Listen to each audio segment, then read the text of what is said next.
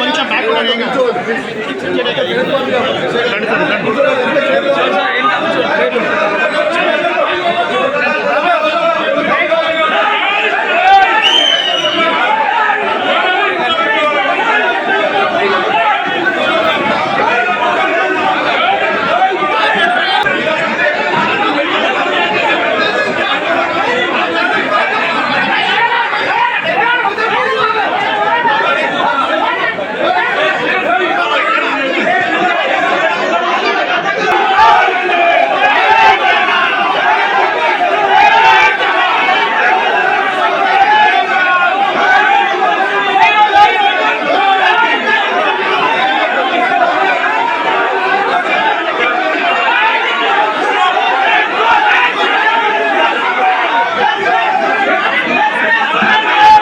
గోపాల్ గారిని మన కాన్స్టిట్యున్సీకి ఈ చెక్కులు పంపిణీ కార్యక్రమంలో ఇక్కడికి పంపించడం జరిగింది. ప్రభుత్వం తరఫున ప్రతి కాన్స్టిట్యున్సీలో మన కాంగ్రెస్ ప్రభుత్వంలో ఉన్న ముఖ్యమైన నాయకులను మరి ప్రతి కాన్స్టిట్యున్సీకి పంపించడం జరుగుతూ ఉంది.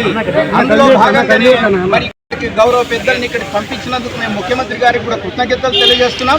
ఈ చెక్కుల కార్యక్రమం బ్రహ్మాండంగా జరిపిన ప్రతి ఒళ్ళు ఇక్కడికి వచ్చి దీన్ని గ్రాండ్గా సక్సెస్ చేసినందుకు మీకు అందరికీ కృతజ్ఞతలు తెలియజేస్తూ, నిన్న ఏదైతే ఆర్కేపురంలో బోనాల గురించి చెక్కుల పంపిణీ కార్యక్రమం జరిగింది, అక్కడ ప్రభుత్వ సలహాదారు గారు వేణుగోపాలరావు సార్ వచ్చారు. సో వేణుగోపాల్ సార్ వచ్చినప్పుడు వేణుగోపాలరావు సార్ ప్రభుత్వ సలహాదారుగా వచ్చిండు కాబట్టి అక్కడ కేఎల్ఆర్ సార్ను పిలిచారు, కార్యకర్తలను పిలిచారు, గౌరవ ఎమ్మెల్యే గారికి ఆహ్వానం పలికారు. ఎమ్మెల్యే గారు వచ్చారు. ఎమ్మెల్యే గారు వచ్చినప్పుడు కేఎల్ఆర్ సార్ రాగానే మీరు దీపోవాల్సిన అవసరం ఏముంది? గౌరవ ఎమ్మెల్యే గారు మేము ఒకటే అడుగుతున్నాం, మీరు దీపోవాల్సిన అవసరం ఏముంది? మీకు మీ అర్హతను బట్టి మిమ్మల్ని పిలిచిరు కదా, మిమ్మల్ని పిలవకపోతే వేరే మాట. పిలిచిన తర్వాత కేఎల్ఆర్ సార్ వచ్చినందుకు మీరు దీపోతో అనడం ఎంతవరకు కరెక్ట్ సమాజం మేడం గారు చెప్పండి. ఈరోజు ఓడిపోయారని మీరు అంటారు. ఆయన నిరంతరం పబ్లిక్ కోసం ఎంత కష్టపడుతుండు, నిధులు గవర్నమెంట్ నుండి నిధులు తెచ్చి కొట్లాడుతుండు. ఈరోజు మహేశ్వరం ఒక అభివృద్ధి కోసం, మహేశ్వరం పబ్లిక్ కోసం కొద్దిగా అది ఆలోచించండి మేడం గారు.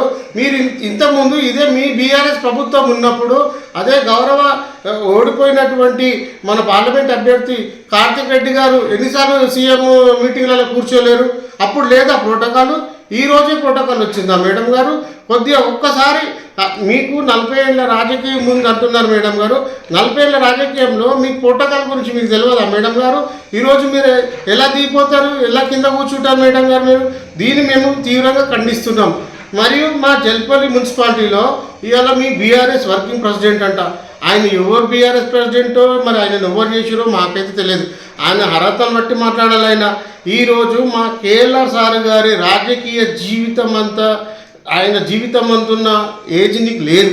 నువ్వు ఆయన గురించి మాట్లాడేది, నువ్వు ఆయన గురించి చెప్పేది ఈరోజు ప్రోటోకాల్ గురించి. ఆనాడు అదే గౌరవ ఎమ్మెల్యే గారికి మేము గెలిచిన కార్పొరేట్ కౌన్సిలర్, ఇండిపెండెంట్ కౌన్సిలర్గా గెలిచిన ఆనాడు నేను మేడం గారికి రిక్వెస్ట్ చేసి ఈ పనులు చేయమని చెప్తే మరి ఆనాడు మినిస్టర్ గారు మా ప్రోటోకాల్ కాదనకుండా మరి మీకు ఎట్లా ఇచ్చింది?